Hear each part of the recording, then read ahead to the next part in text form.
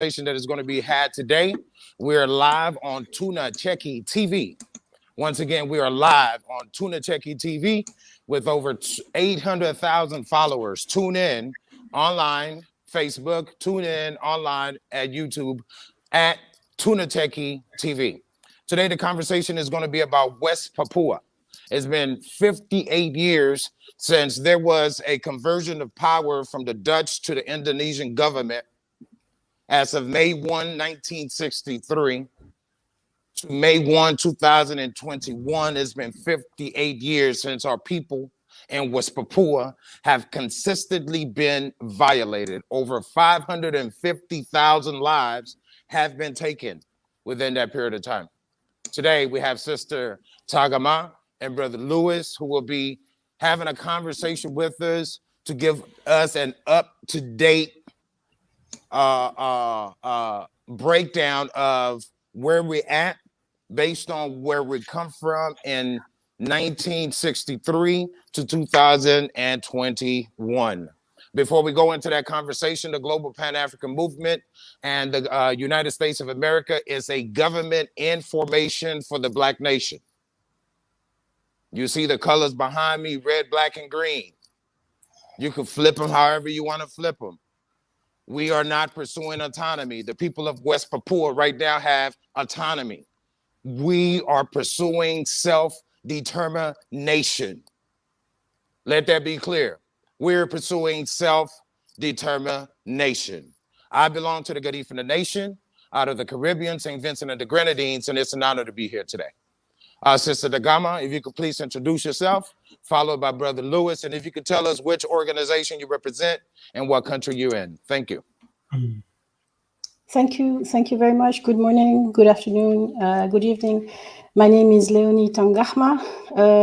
On behalf of the Lieutenant General Jeffrey Bomanak, who is the chairman of the Organisasi Papua Merdeka, the Free Papua Movement, and on behalf of the leadership of the National Liberation Army of West Papua, the TPNPB, and on behalf of the people of West Papua, please allow me to extend our revolutionary greetings. Allow me to thank warmly our brothers and sisters from Africa, the GPAN, the movement of the United States of Africa, our brothers and sisters from Africa in the diaspora, from Garifuna. Thank you for giving us this opportunity to talk and to present ourselves and to let you know what is happening in our country today. Thank you. Sister Takama, thank you so very much. And we're really honored to have you here because the most powerful element on planet Earth is the Black woman. So we truly are honored to have you here today. Brother Lewis, please introduce yourself.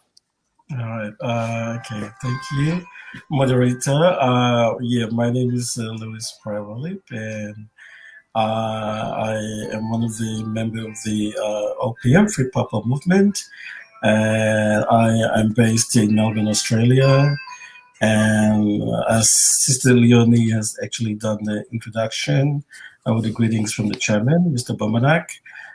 We want to say thank you to our brothers and sisters in Africa for giving us this opportunity to be able to share the plight of our people back home in West Papua. So thank you very much for this opportunity. Brother Lewis, thank you so very much as well. We know that the struggle, again, has not been easy for our people in West Papua. And we want to take a moment of silence before we go into the conversation. Again, we've had over 550,000 brothers and sisters. This includes men, women, and children, grandfathers, grandmothers, aunties, in these past 58 years that we have lost. Please, a moment of silence.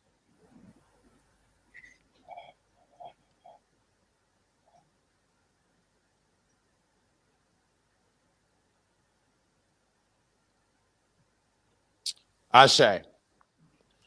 Ashe is the breath of life. It is through Ashe that you and I exist. It is through Ashe that you and I have manifested into this platform. For quite some time now, our people have been violated by the hands of the colonialists. And for quite some time, they've done everything in their power to keep us from realizing who we truly are. And we are kings and queens, but we have forgotten that.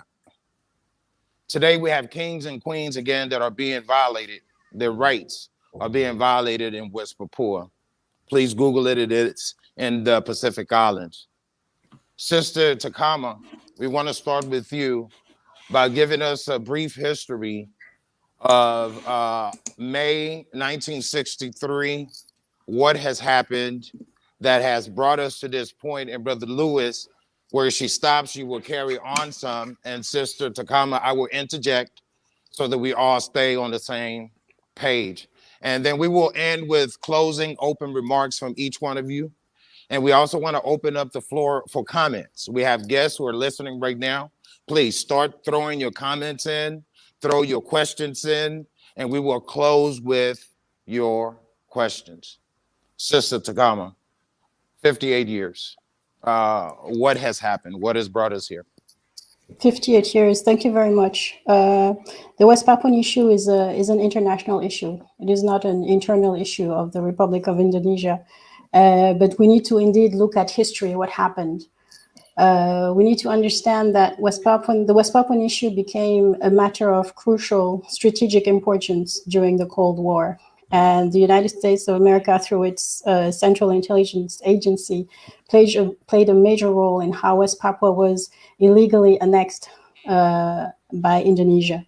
And the people of West Papua are still suffering the consequences of this annexation today.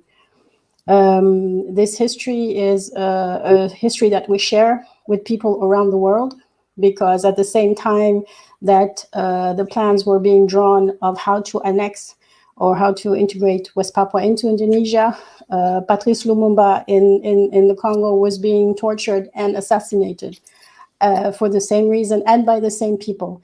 At the same time, the people in Cuba were or Fidel Castro they were trying to kill him in order to grab the land of the people who didn't agree with capitalism, with imperialism, with colonialism.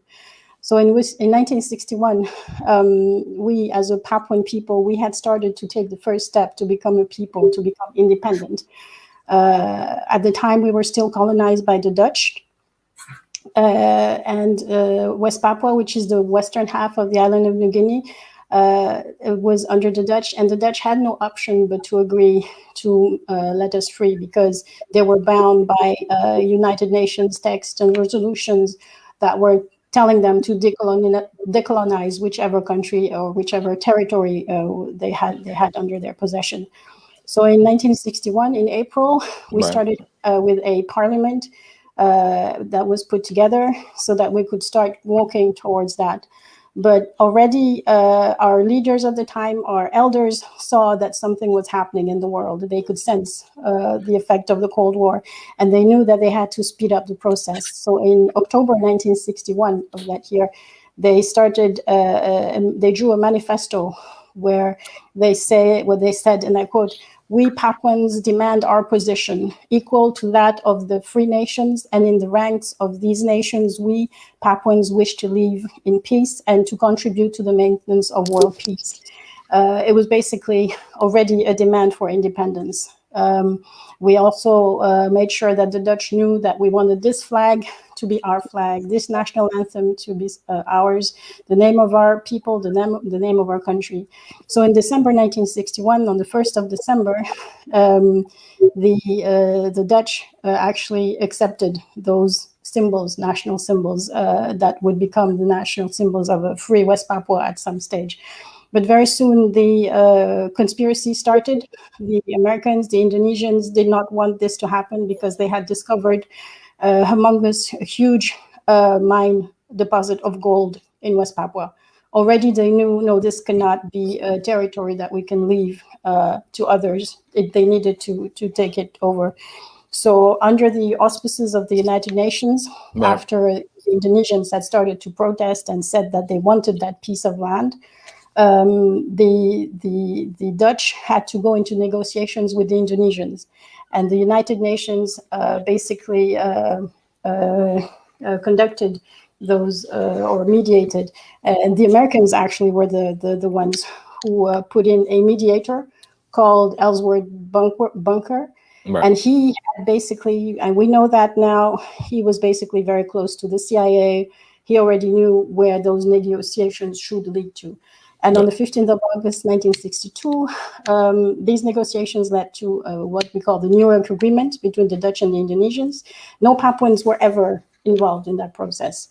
And that New York Agreement stipulated that we were supposed to vote at some stage for our independence or not, if we wanted to stay part of another country. And that's where it was very vague in how this was going to happen. Right. And what they allowed to happen was a United Nations temporary executive authority would come in to take over from the Dutch. And very curiously, very strangely, they also agreed after that the Indonesians would take over. And that happened on the 1st of May, 1963. Right. And that is why we call it Annexation Day. That's the day when the Indonesians came in, they made sure that the people there understood, this is us, we're the new colonizers. They brought in their army, they intimidated the people, they tortured the people, they killed the people in order to make sure that this atmosphere of terror was installed. And in 1969, a very fraudulent act was perpetrated when 1,025 people, instead of the 800,000 at the time, West Papuans voted, so-called voted under pressure by the Indonesians to become part of Indonesia instead of becoming part of or becoming an independent nation.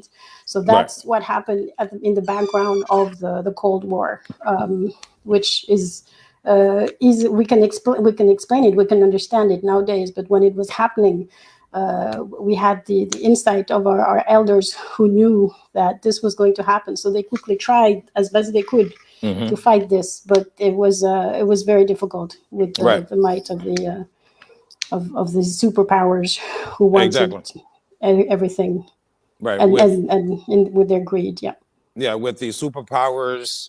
We had the United Nations there, we had the Dutch government there, we had the UN there, United States, Dutch, and UN. With these three powers who don't look like you and I.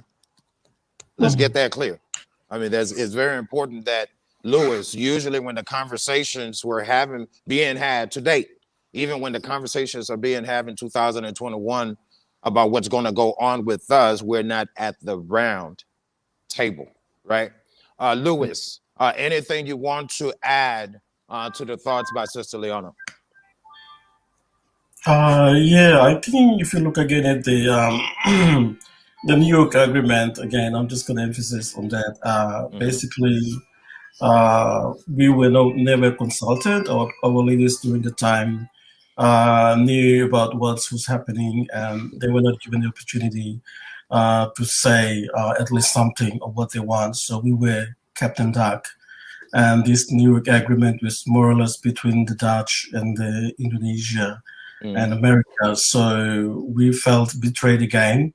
We were kept in dark, and we the people of West Papua know what was going around during the time, and we were not given the opportunity to really say our piece, what we want for the future of West Papua. So again, in the agreement, it talks about referendum.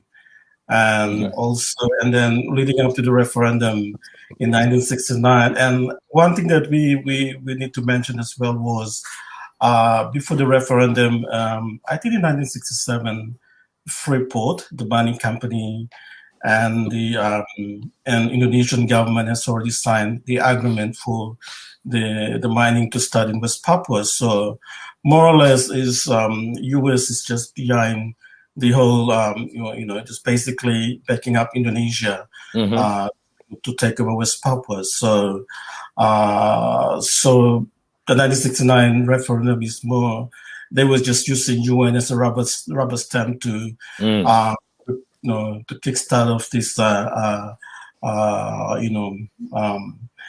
invasion of West Papua, as I would say. So, and leading to the 1969 referendum again, on the New York Agreement, it says that the Papuans should be given the opportunity to participate in the referendum. Again, Indonesia violated that agreement when, very well, it stated clearly that the Papuans should be given the opportunity to participate in the referendum. So Indonesia did not follow what was stated in the original agreement. What they did was, they used their own system.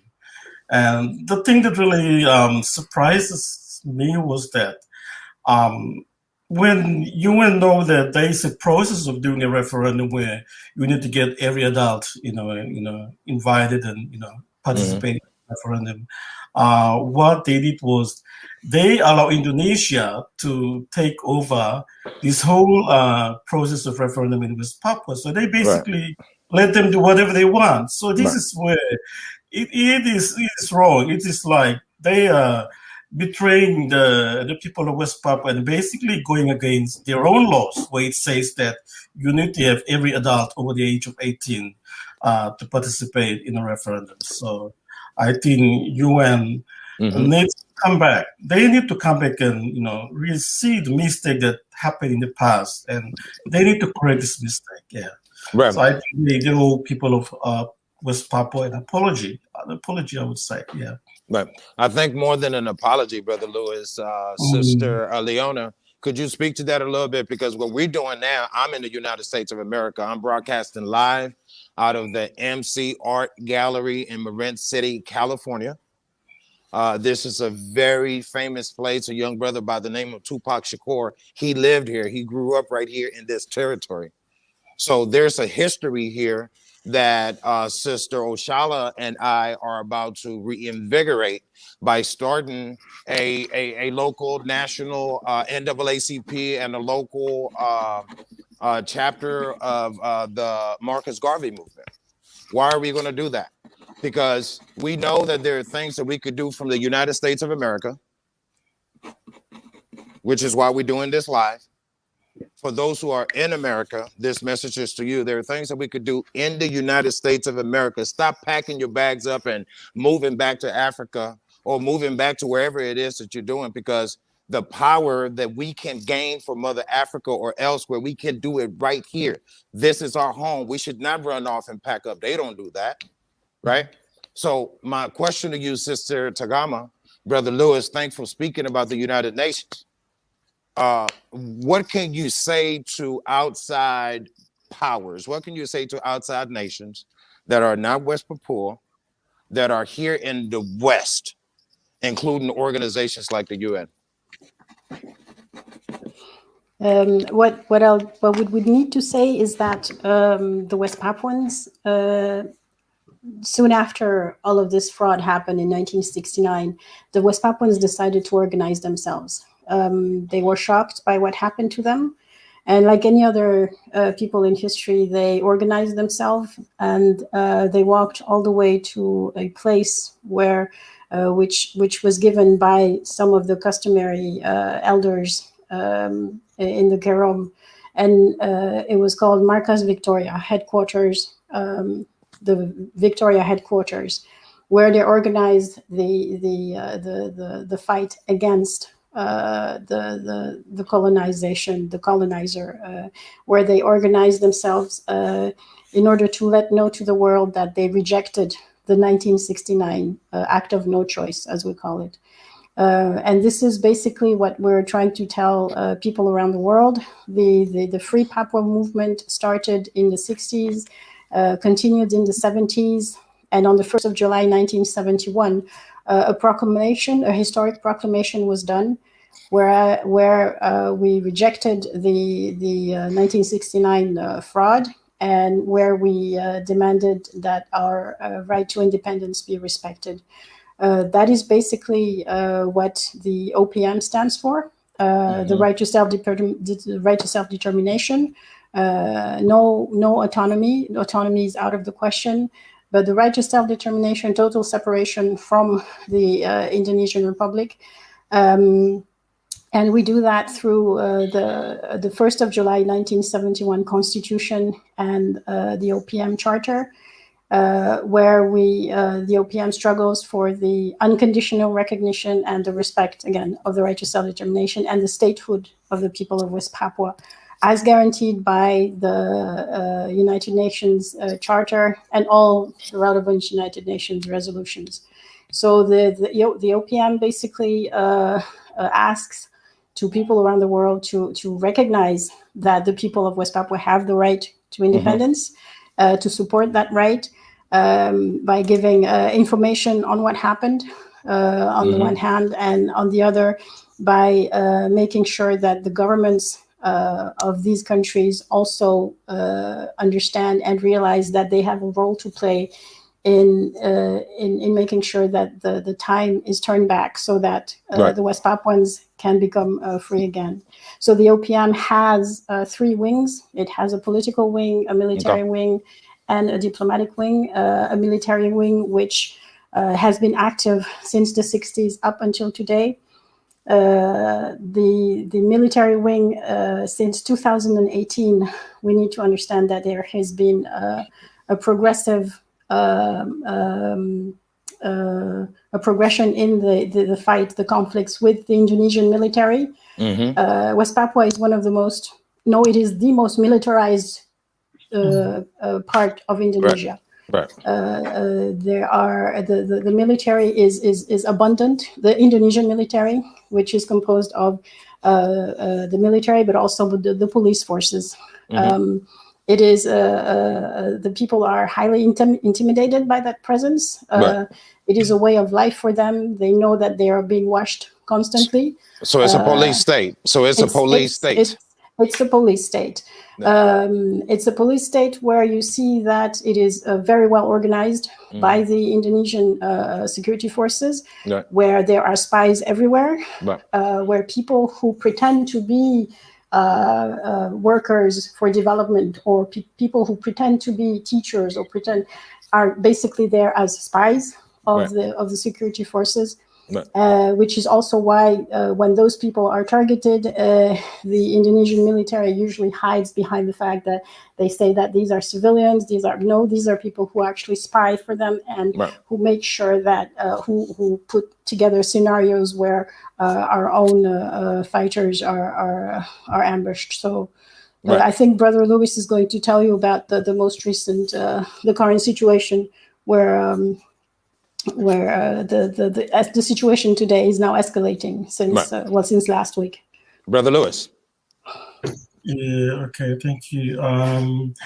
The current situation in West Papua, most of you would have had recently last week. One of the Indonesian army general that got killed in West Papua in Puncak, Papua last week. It was actually shot by the West Papua National Liberation Army.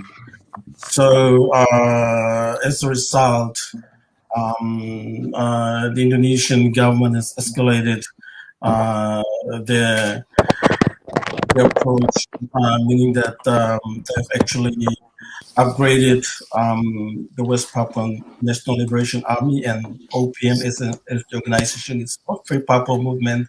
They categorize it as a terrorist organization. So again, we argue in the sense that with the people of West Papua is a country that's still been colonized by Indonesia, and whoever that fights to liberate the people, liberate the country and the land, they more or less are freedom fighters. They're not terrorists. So what we've seen is that Indonesia is basically, as the chairman Jeffrey Bomanak said, it is the last attempt by the colonizer to hang on to West Papua. So they've and also to hide the illegal occupation of West Papua. They try to come up with all sorts of the labels against our people by saying that, well, first they started by saying that the organization itself, Free Papua Movement, and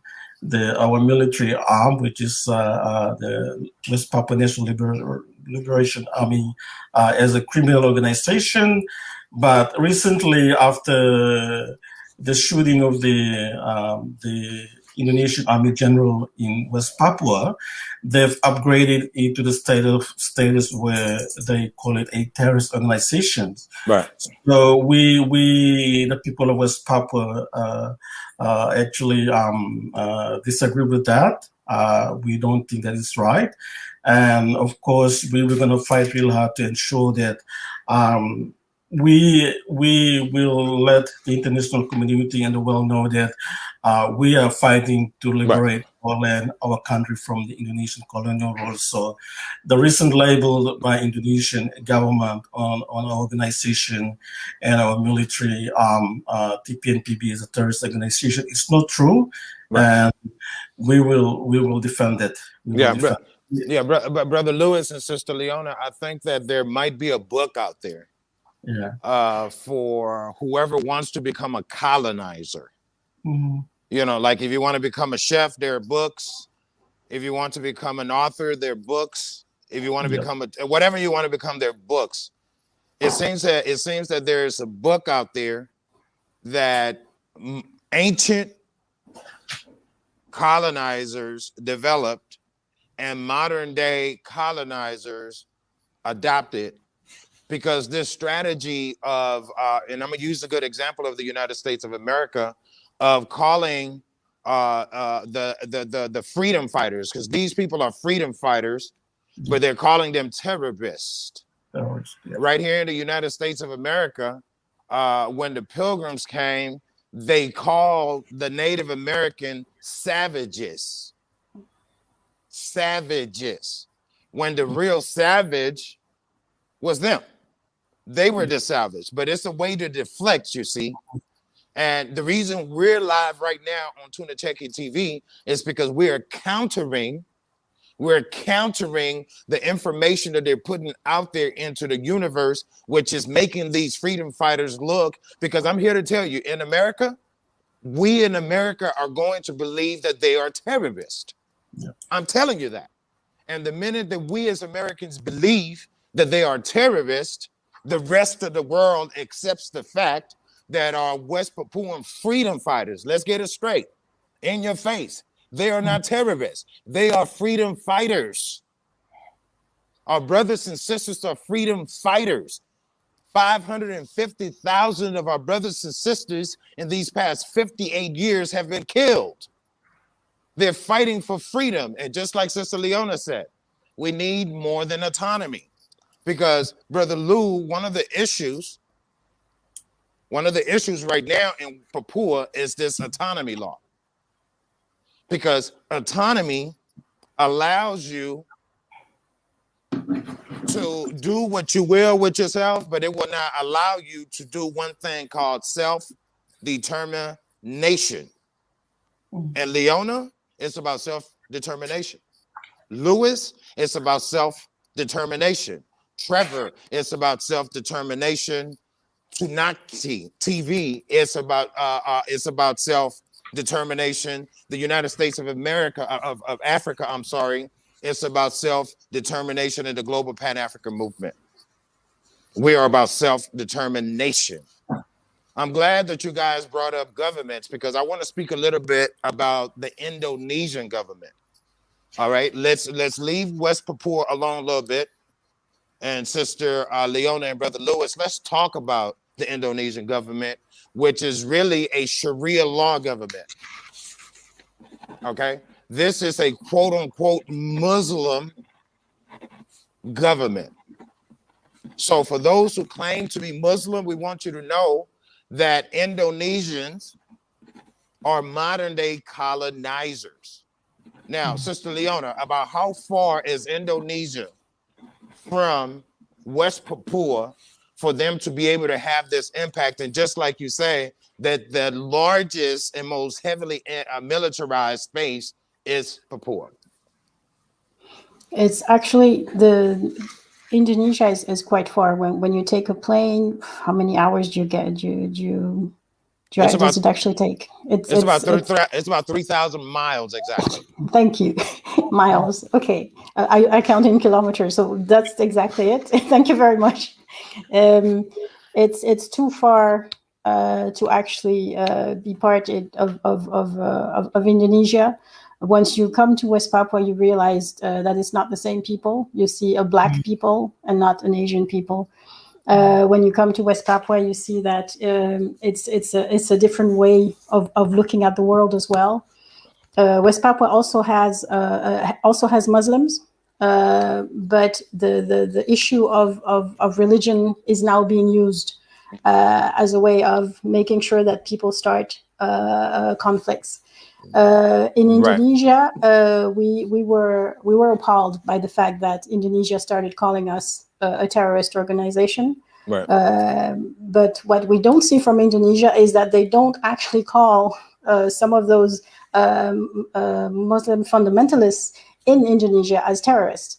When you see at all these terrorist attacks that have been happening in Indonesia that were caused by Muslim fundamentalists, it wasn't West Papuans. Yeah, it wasn't West Papuans who went there to actually kill people in the what was it, the Marriott Hotel or in Bali. It wasn't West Papuans who went there. No, it was Indonesians themselves. Yeah. So Indonesia needs to look at itself more. It has its own problem. It needs to take care of that. We have nothing against the Indonesian people. We have something against the Indonesian government and its security forces. It's apparatus that is colonizing West Papua, that is subjugating West Papua, that is killing, torturing, raping West Papuans, and stealing the natural resources. And indeed, you're right. All these arguments that are being used, all these policies that are being used, it's textbook. It's as if somebody had written a book about colonialism and now they're applying it, and they've been applying it. And I'm almost sure that it actually is the truth. Somebody out there wrote a book and they're applying it, and they're not even ashamed that they're doing this to fellow human beings. Right. And that's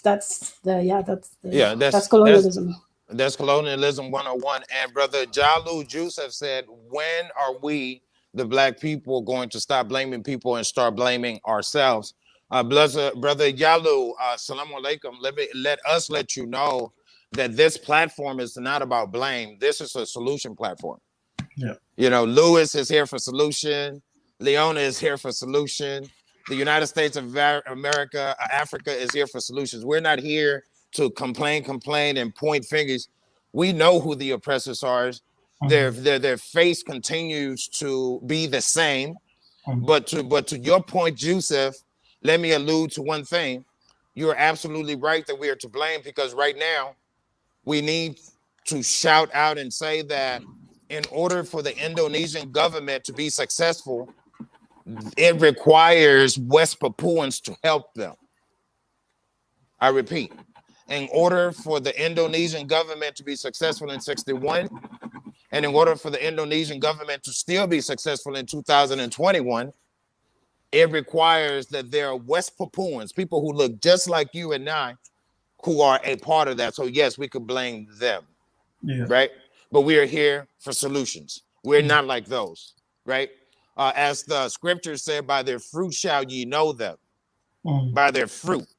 And we're here to show you live on Tuna Cheki TV. You will see the fruits of our actions. Brother Lewis, Indonesia, we're still on Indonesia. What are your thoughts about that government and that space? Yeah, we actually don't have any problem with the people.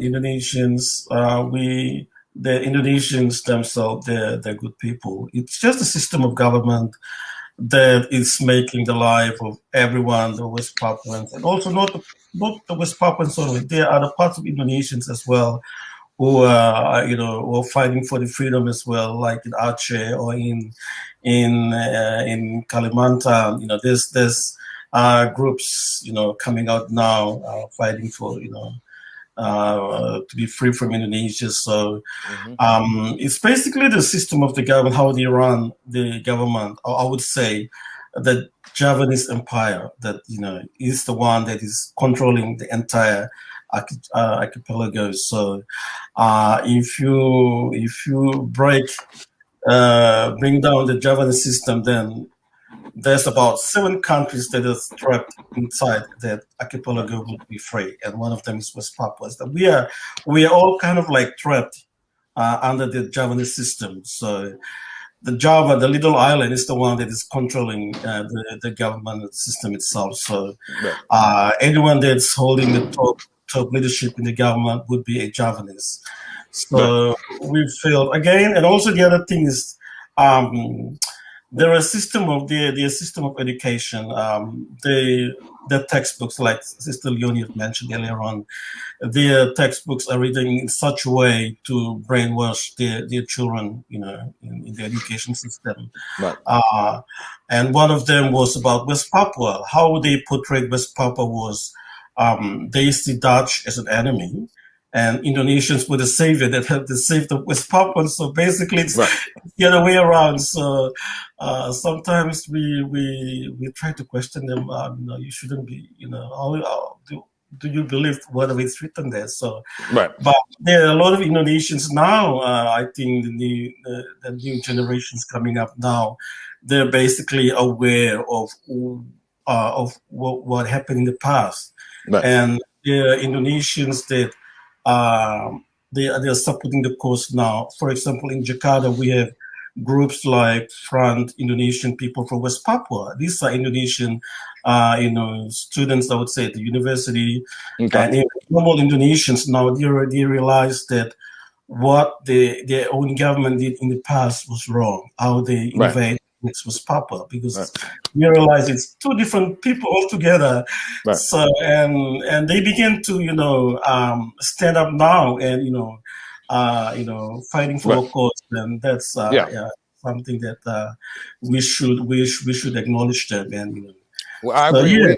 We definitely agree with you, Brother Lewis, that not every Indonesian, just like not every white man, is a bad man. Yes. Right. Okay. We're going to keep it practical, very pragmatic. We're not going to act like every Indonesian is evil. I want to read a comment here. Uli Gay, Pace Pando says that the Indonesian military is carrying out genocide in West Papua, and that is a fact. I wanted to read that first because there's another comment by Roberta Damina. And Leona, I want you to speak to it a little bit. And the comment says, I like this discussion, but really sensitive to label religion, in parentheses, Muslim, with ethnic issues in Papua. What I want to say to that is, Roberta, we do agree with you that it is a sensitive subject, but the reason that we bring it up is because if we are truly Muslim, individuals who truly follow the 5 pillars of Islam in Indonesia, we just won't stand idly by while we see all of these atrocities continue to happen. We hope you understand that. It's just like the good cops in America. They say there's all of these good cops in America, but black people continues to get shot down, and we don't see a group of good cops stepping up to say, hey, stop. Leona, the floor is yours, Leona. About fundamentalism, yes, it's I have Muslim people in my own family. So and we have Catholics, we have Protestants, we have, so it's as people we have been able to live in peace for centuries. In West Papua, my own region has all these 3 components, religious components, and it is only now that people are trying to make it an issue. And it is only now that there's this issue of fundamentalism, which is telling young people to start rebelling in such a way and looking at others in an evil as evil itself, that makes it practically impossible for some to think straight and to look at to recognize who the real enemy is. Who the real enemy is, the enemy within, the enemy without it, and that's the tricky part about religion, where once it starts being used, it flares up the situation, and then people start making up the causes of the conflict.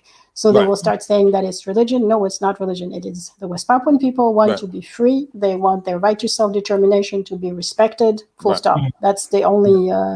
And so now what's been happening over the past decades is the same thing. For example, they've been using the fact that we have had, because there are so many tribes in West Papua, they've been saying that the people are fighting each other. They're having these little inter-tribal wars, No, West Papua wants to be free. The war is the one against the Indonesian military, the Indonesian security forces, the Indonesian government that is colonizing West Papua. So every single time, also when we approach governments, the Indonesian governments would already have talked to them and given them these issues that are fake, that are artificial, and that is not at the root cause of the problem. So we fully understand as West Papuans that it is not an issue of religion. We are one as a people. Agreed upon, Sister Leona. And the last part of the conversation, we've spoke about governments or powers that are involved. The first one that we spoke about was the UN. And then we spoke about Indonesia.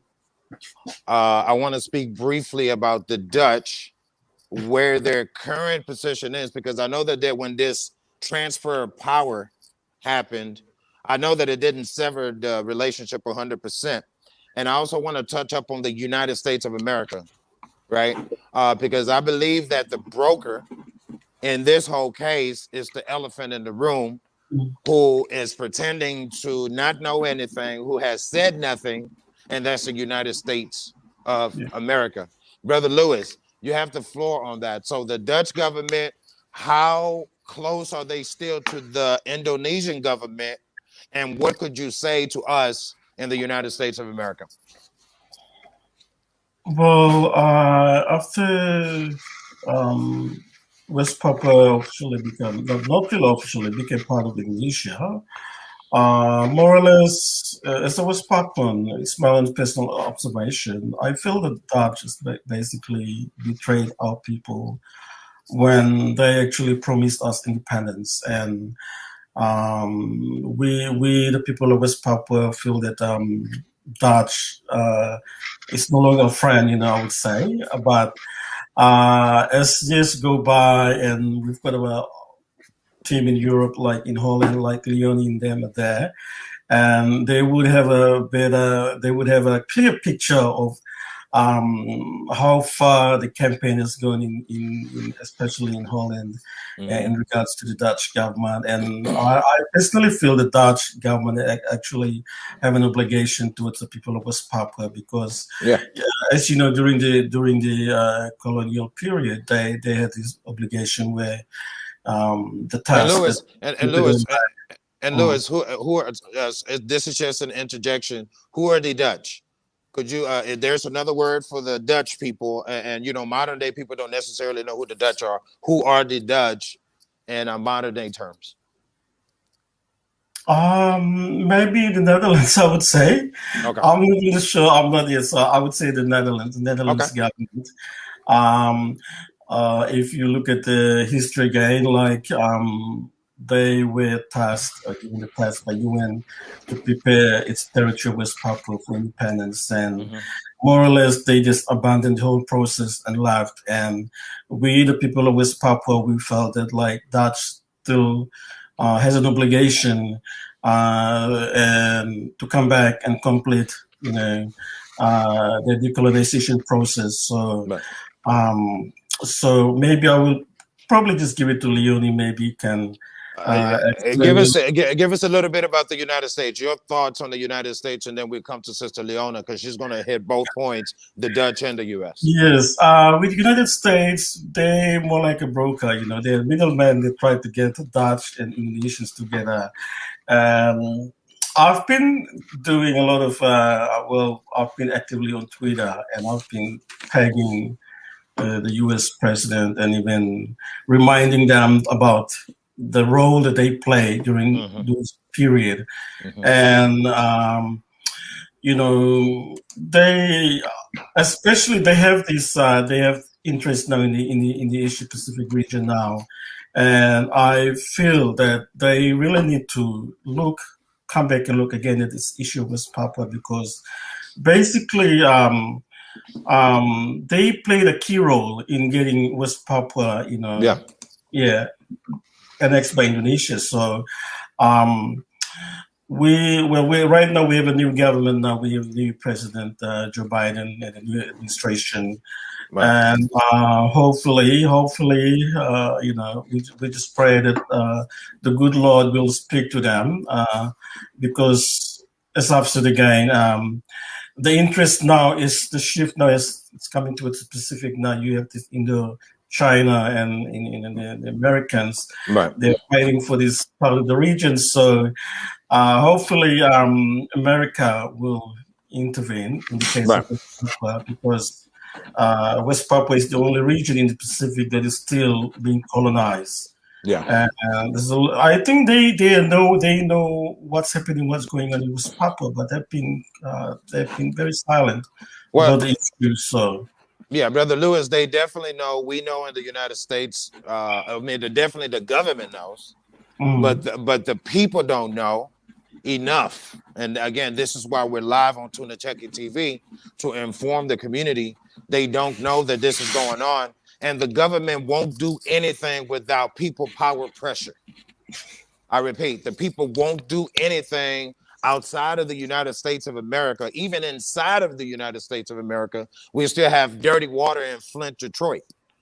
But the government won't do anything without the people power behind it. Sister Leona, the Dutch government, in short, and then your thoughts about the U.S. and what should be done and said by them. And then we're going to ask our guests right now, if you have a question, we're going to close with a good, strong question. Put your questions out. In the next couple of minutes, we're going to close with one strong question. Sister Leona. About the Dutch government, we have a Papuan community here in the Netherlands of about between 1,500 and 2,000 West Papuans who have come here since the 60s. And we have been putting pressure on the Dutch government to do something, because, as Brother Lewis said, they have a moral duty to do something about the situation, about the mess they put us in. The Dutch government is Holland is this tiny country. Right. It's not a member of the Security Council. It is very tiny, and yet it is mighty rich. It is. Right. It is. On European standards, it is really rich. It is also a safe haven for some of the companies, big companies. So it's got a lot of money, and it's going for the money. It's forgetting about human rights. It's forgetting about its duties. What we've been doing as Papuan people is that throughout the years, throughout the decades, we've been asking them to do something about the situation, what they needed to do. And what we successfully did was to draw their attention to the historical perspectives that they needed to do. They needed to review what happened in the 60s. We were successful in doing that, and the government at the time, the Dutch government, was able to conduct, or to ask one of its institutions to conduct a historical review of what happened in the 60s to correct the wrong in some way. And the gentleman, or the researcher in question, Professor Jorklever, was able to write a book on that. Maybe we can put it somewhere on the links so that people can actually read that book or buy it, right. Because it explains exactly what happened. It's called An Act of Free Choice. And it explains what he did. He researched it. He asked some of the survivors of that fraudulent vote. He asked them, and they explained to him, well, no, it was under pressure. Yeah. And so that's as far as it went, because right. After that, the government changed again, and the Dutch government was not willing to politicize whatever had been brought out of that historical perspective. So we're kind of stuck right now. The Dutch government is continuously being informed about what's happening in West right. Papua. They've got their people also in Jakarta and in West Papua to. But they're waiting for something. They're waiting for some sort of. They're following the Americans, that's for sure. And now the Americans, basically, they have been exploiting the biggest gold mine in the world in West Papua. So their reason is clear. They want that gold. They need that gold. If the people of West Papua have to die for it, then it's too bad. as they would say, as they would think. If they need to get the Indonesian government to do it for them, to kill those people for them, they will allow that, and they've been allowing that for the last couple of decades. If the people of West Papua have to be tortured for that, they will also allow it. The security forces, so-called security forces, who are protecting the Freeport Company, because that's the name of the company that is extracting that gold and copper, are basically the Indonesian part of the Indonesian army, and they are there to. They constantly tell the company that they need to get paid more because they need to protect. So there's a lot of money going into protecting that mine, into the pockets of Indonesian security forces. So the American government talks about human rights as well when it issues every year this report about what's happening in the world. They also issue a report on what's happening in Indonesia and in West Papua. So they acknowledge that there's human rights violations happening, but that's it. That's all they do, and it's all, the term is about human rights. So they hope that autonomy will bring some solution. So it's always the same talk, double talk about them respecting human rights throughout the world, but neglecting and completely denying the people their right to self-determination, their right to independence, which is the only right that will guarantee our rights as a people to survive, or our rights, our fundamental rights to be respected, our human rights to be respected. So it's like a circle. They're thinking, they're saying, we're going to do this. We're going to help you through autonomy. No, it's not happening. It's not working out. It's not been working out for the past 60 years or so. So that's, you had another question? No, you answered both of them, which was one point about the Dutch. You answered that, and the United States of America, and you're absolutely right. They are waiting on the United States of America to do something, and the United States of America won't do anything because they're raping the industry. So as long as they keep their hands clean, because right now, who are we talking about? The Indonesian government. We're not talking about the United States of America, the one being oppressive. But now we could say that there is a beneficiary to this oppression that is being pressed by Indonesia, which includes the Dutch and the United States of America. So once again, we are broadcasting live on Tuna Cheki TV. Over 800,000 followers. We're right here on the United States of Africa Global Pan African platform, live on Tuna Cheki TV. And Tuna Cheki TV has a question, and we're going to close today with it. And we're going to start with you, Lewis, and you have a minute and a half to answer. And Sister Leona, whatever he leaves out of it, please close it. So the question from Tuna Cheki TV, which we are live on right now, is: have the West Papuan put their case to the AU, aka the African Union, Brother Lewis? Well, there's been some meeting going on with some of our leaders actually been to the ACP meetings. There's some discussions going on, and I'm not really aware of it, but I think it would be good if we can collaborate with the African Union because we feel more connected with our bigger brothers in Africa.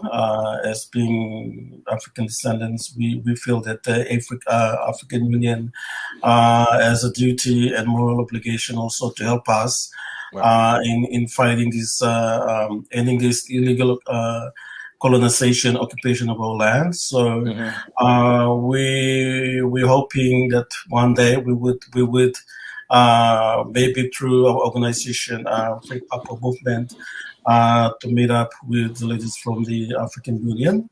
But yeah, we're hoping that would happen soon. Okay. Yeah. All right. Thank you, Brother Lewis. Sister Leona, AU, do you know of any information? Are they involved? At this stage, the AU is not involved. We only have contacts with, or had contacts with some governments that are member of the AU. In the past, the political support and the moral support, but also material support from Africa was big. They had recognized us as a people who were fighting for their freedom, and they have been supporting us because they knew what was happening. So right now we need to let them know again what is happening. That is part of our plans. I'm very biased in this discussion because I actually grew up in Senegal, West Africa. So I'm very privileged because I have been brainwashed from a very early age into thinking, and I know for sure we are from Africa, all of us. Right. West Papuans. We are basically in the diaspora in the same way that other people are in the diaspora. And the people and the governments of the AU are the ones that will understand, like no other, that we are not a terrorist organization.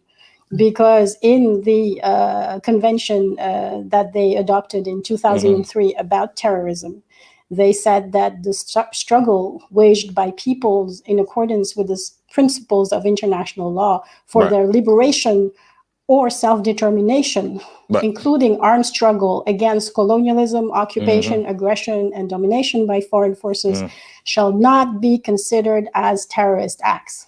So they know, and they will be on our side. And once we approach them in the way that we should approach them, they will very definitely again help us.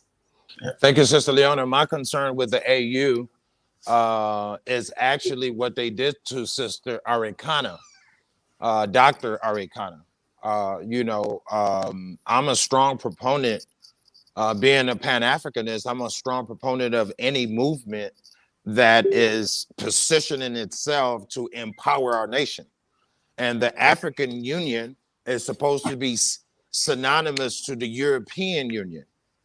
But from what we know, Dr. Arikana was dismissed as an ambassador by the AU for simply bringing up facts. And what was the fact? That France is pulling out over $500 billion a year out of Africa, and they removed her for that. So I'm concerned with what the AU could potentially do, because Sister Leona and Brother Lewis, they know what's going on in Papua. They know.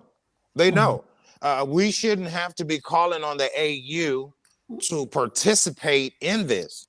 The AU should be the one fervently looking across the globe to see, hey, how can we help our brothers and sisters in West Papua? But I have not lost faith in them, because again, anyone who looks like you and I'm going to give you benefit of doubt. But I'm not like Jesus Christ. I have no cheeks to turn. You slap me once, I promise you're going to get it right back.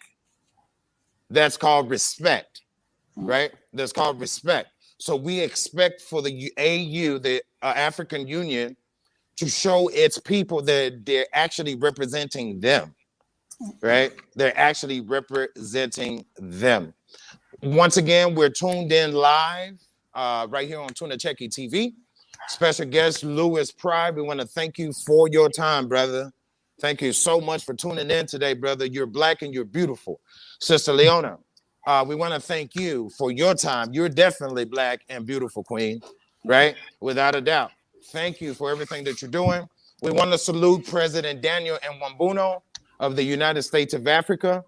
Everything that he is single-handedly doing across the globe. He is the only other person that I know that is busier than I, because my nation is in 6 countries. So I'm across in 6 countries. But this brother here, he's trying to bring all of us together. And it is an honor to be working with the president of the United States of Africa. Brother Lewis, do you have a closing comment under a minute or less?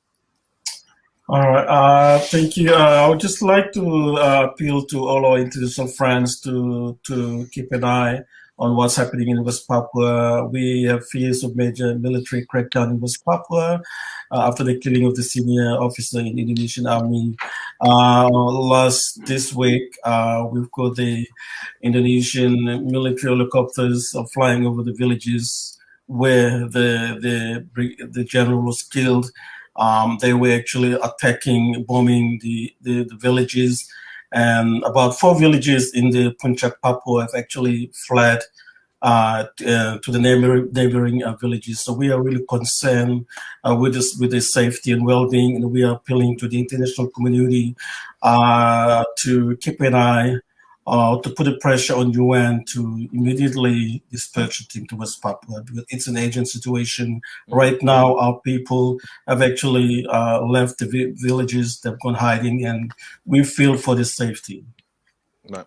Thank you, Brother Lewis. And Sister Leona, there was a pastor that was abducted a couple of weeks ago. In your closing comment, could you inform us, if you know, has he been returned home to his family? No. He hasn't been returned.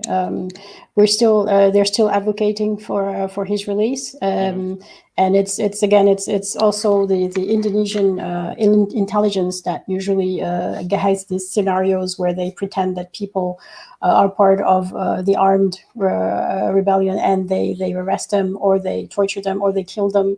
They killed, for example, 3 youngsters a couple of weeks ago as well, in one go. And then the next day they were buried. So it's something that they hide, and they just hope that the world doesn't hear of these things. Right. So it's maybe I can say my closing words as well. Yes. Yes, please. As you might have seen, my interventions were mainly about history. Right. As a famous singer said in his song about Buffalo Soldier. If you know your history, then you know where you're coming from. Yeah. And that is what we feel. We feel that we have a common ancestor. We feel that we're also Africans in diaspora, although we settled millions of miles away from Africa. But the way we look, and the way our elders have taught us, the way we transmit things is the same as our African brothers and sisters. So that is the main thing that I'd like to share. We are in it together, all of us. Yeah. We come from the mother continent of Africa, and she will protect us. God bless. Thank you so much. We are right here live on Tuna Cheki TV. And my closing comment is this. Oh, pirates, yes, they robbed by. Sold out to the merchant ships. Minutes after they took I from the bottomless. But my hands were made strong by the hands of the Almighty. We forward this generation triumphantly. Won't you help to sing this song of freedom? 'Cause all I ever had is redemption song. Redemption song. This song of freedom. We're here to let you know, live on Tuna Cheki TV, that the Black Empire has never gone anywhere. We were in a sweet slumber, but we are woke. As our brother Bob Marley said, emancipate yourself from mental slavery. None but ourselves can free our minds. Free West Papua. Salute. Merdeka.